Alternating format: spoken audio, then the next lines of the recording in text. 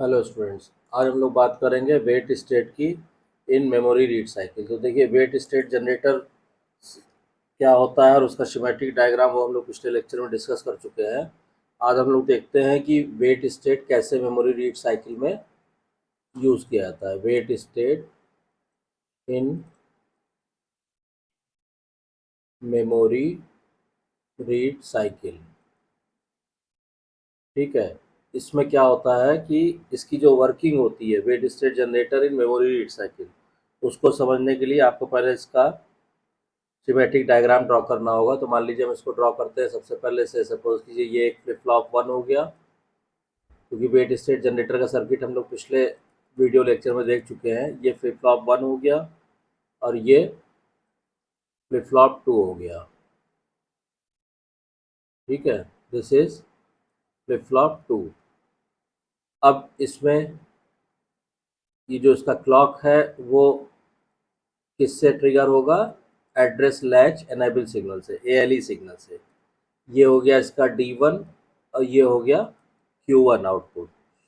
और flip flop 1 का जो Q1 आउटपुट है वो किस में इनपुट होगा? वो इनपुट होगा फ्लिप फ्लॉप 2 में। तो ये D2 में चला गया ये, ठीक है। और इसकी जो क्लॉक पल्स है वो किससे ऑपरेट होती है? वो 8085 के क्लॉक आउट सिग्नल से ऑपरेट होता है। ये हम लोग पिछले लेक्चर में देख चुके हैं।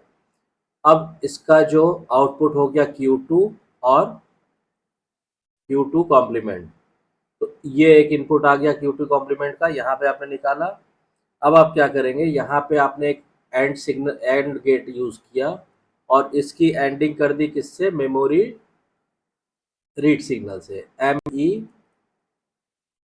MEMR signal. इन दोनों की आपने एंडिंग कर दिया। तो इसका एंड गेट का जो आउटपुट है वो चला जाएगा रेडी पिन पे 8085 के, to ready pin of 8085। Clear? अब इसमें क्या होता है कि इस यहाँ से इसको रीसेट करने के लिए, फ्लिप फ्लॉप 1 को रीसेट करने के लिए आप क्या करेंगे कि यहाँ से इस सिग्नल को वापस इसमें इनपुट कर देंगे ताकि ये इसको रीसेट कर सके, ठीक है। तो ये आपने लिख दिया यहाँ पे R।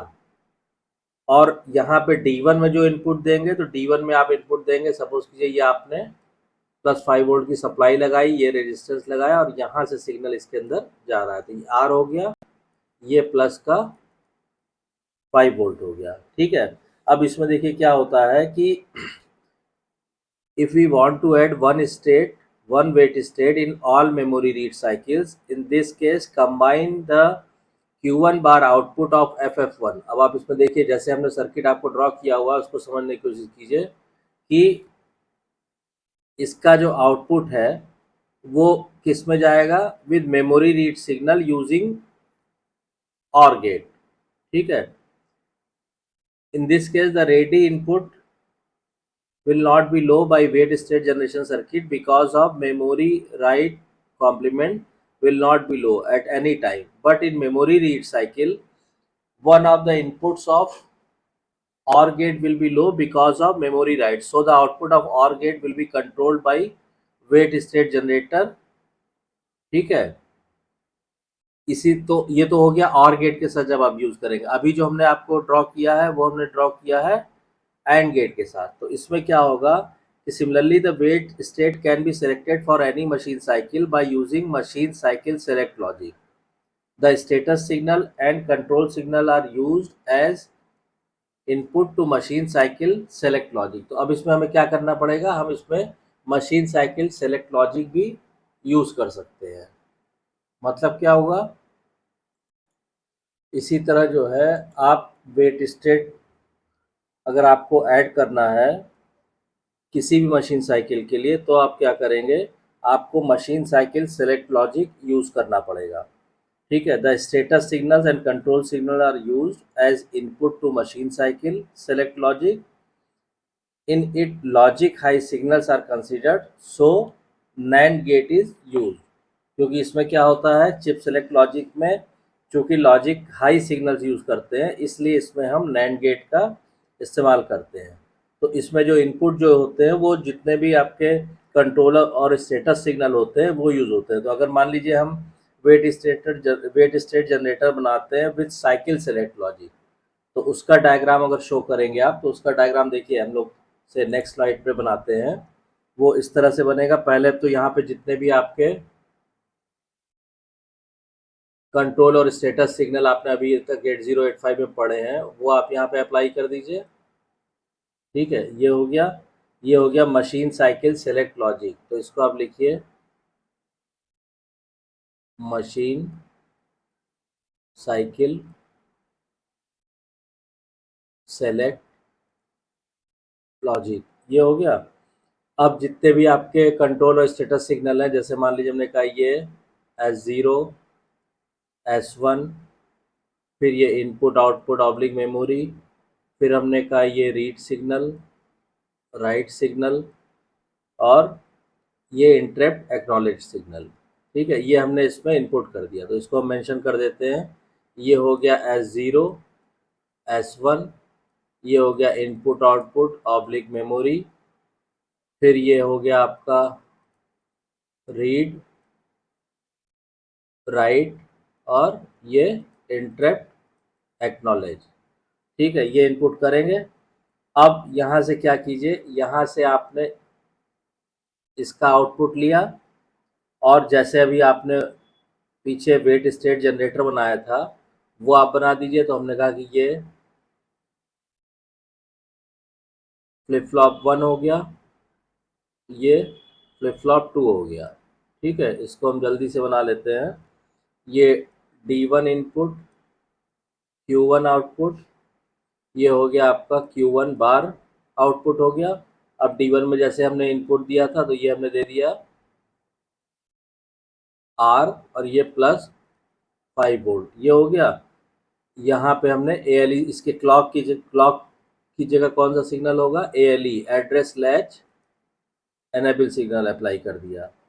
ठीक है, अब ये जो इसका Q1 आउटपुट है ये हमने किस में दिया, ये हमने फ्लिप फ्लॉप 2 में दिया।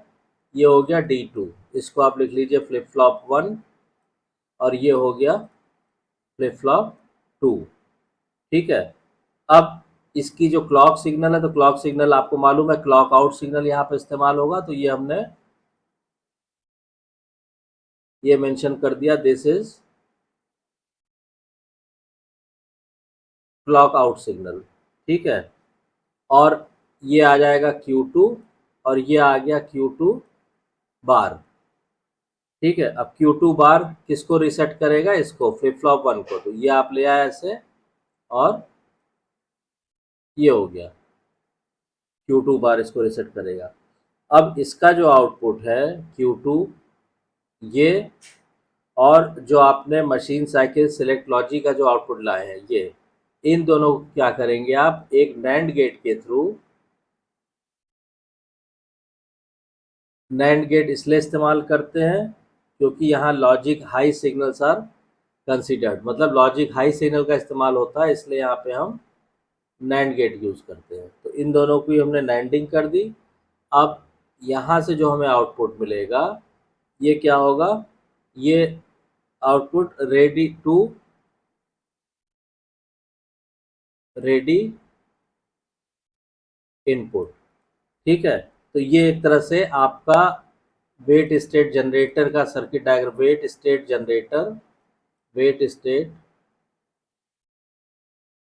Generator with cycle select logic, with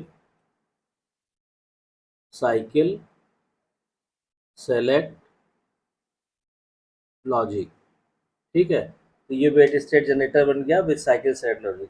अब देखिए साइकिल सेलेक्ट लॉजिक का फ़ायदा क्या होता है, ये हम आपको बता ही चुके हैं कि अगर हमको मान लीजिए वेट स्टेट जो है सेलेक्ट करना है किसी भी machine, for any machine cycle, तो इस साइकिल सेलेक्ट लॉजिक की मदद से हम किसी भी मशीन साइकिल के लिए वेट स्टेट जनरेटर सेलेक्ट कर सकते हैं, और जिसकी ज़रूरत ना हो उसके लिए नहीं कर सकते हैं। ठीक है, तो आई होप कि आपको इसकी वर्किंग क्लियर हो गई होगी। ठीक है, कि वेट स्टेट जनरेटर को मेमोरी रीड साइकिल में कैसे हम यूज़ कर सकते हैं, ये सारी चीज़ें आपको क्लियर हो गई होंगी।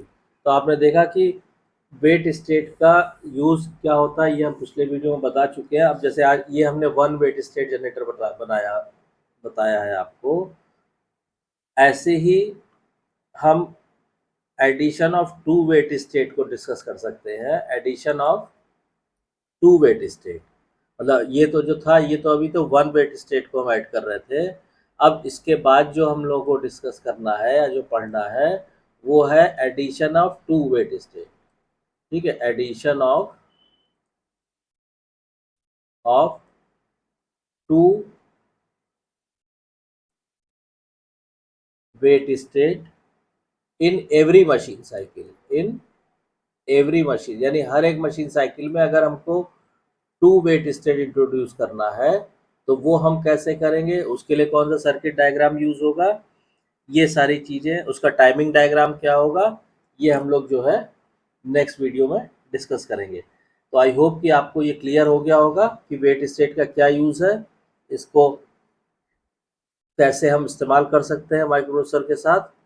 ठीक है, अगर कोई डाउट या कन्फ्यूज़न है तो आप जो है कमेंट लाइन में कमेंट करके पूछिए, या कोई और एक्स्ट्रा टॉपिक, कोई टॉपिक नहीं कवर हुआ है उसके बारे में आपको जानना है तो वो आप मेंशन कीजिए, मैं उस पर भी सेपरेट लेक्चर बना दूंगा।